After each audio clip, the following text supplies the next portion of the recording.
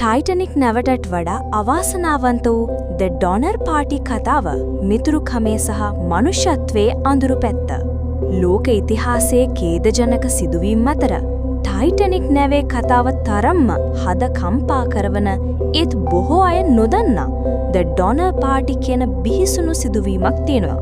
1840 දී ඇමරිකාවේ බටහිර දෙසට සංක්‍රමණය වෙමින් සිටි පවුල් සමූහයකට සිදු වූ මේ අවාසනාවන්ත කතාව මනුෂ්‍ය පැවැත්මේ අන්ත සීමාවන් සහ මිනිස් ස්වභාවයේ අඳුරු පැතිකඩ මතු කර පෙන්වුවා.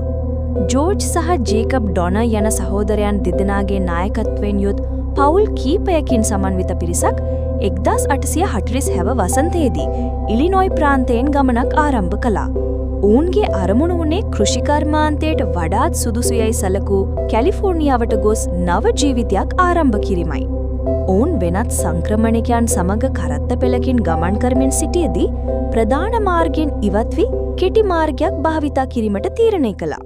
ඒ ලෑන්ස්ෆෝඩ් හේස්ටිංස් නම් අයෙක් විසින් යෝජනා කරන ලද නෙවාඩා කඳුකරය හරහා වූ අනතුරුදායක හේස්ටිංස් කට් ඔෆ් ලෙස හැඳින්වූ මාර්ගයයි. මාර්ගය උන් බලාපොරොත්තුවාට වඩා බොහෝ දුෂ්කර සහ කටුක වුණා. මග පෙන්වනකු නොමැතිව ඔවුන්ට බොහෝ කාලයක් ගත වුණා. ආහාර සහ ජලය හිග වුණා. සතුන් මිය යන්නට පටන් ගත්තා. මේ නිසා ඔවුන්ට ගමන අතිශයින්ම මන්දගාමී වුණා. ඔක්තෝබර් මාසයේ වන විට ඔවුන් සියරා නෙවාඩා කඳුකරයට ළඟා වන විට කාලගුණය අනපේක්ෂිත ලෙස වෙනස් වුණා. දරුණු හිමකුණාටු ඇති වුණා. මීටර ගණන උසට හිම වැටුණා. කඳුකරය තරණය කිරීමට නොහැකිව ඔවුන් කඳුකරේම සිර වුණා. ඔවුන් සතු තිබූ ආහාර අවසන් වුණා. සීතලෙන් සහ කුසගැනින් මිනිසුන් මිය යන්නට පටන් ගත්තා. දිනෙන් දින මරණයට පත්වන පිරිස වැඩි වෙද්දී කුසගැනින දරාගත නොහැකිව ඔවුන්ට සිතා ගත නොහැකි තීරණයක් ගැනීමට සිදු වුණා.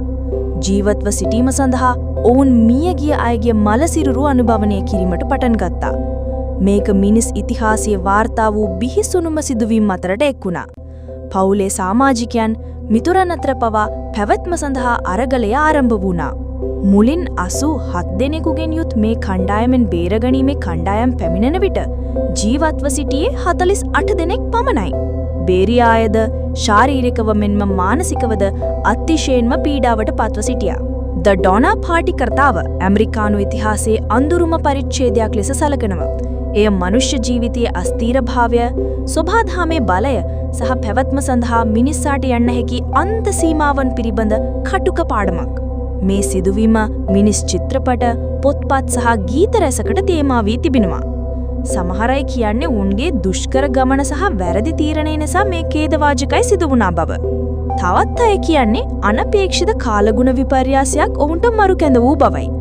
හේතුව කුමක් වුවද ද ඩොනර් පාටි කතාව මිතුරුකම්, පවුල් සබඳතා සහ මනුෂ්‍යත්වයේ අන්ත අසරණ වූ මොහොතක් ලෙස ඉතිහාසයේ සටහන් වී තිබෙනවා.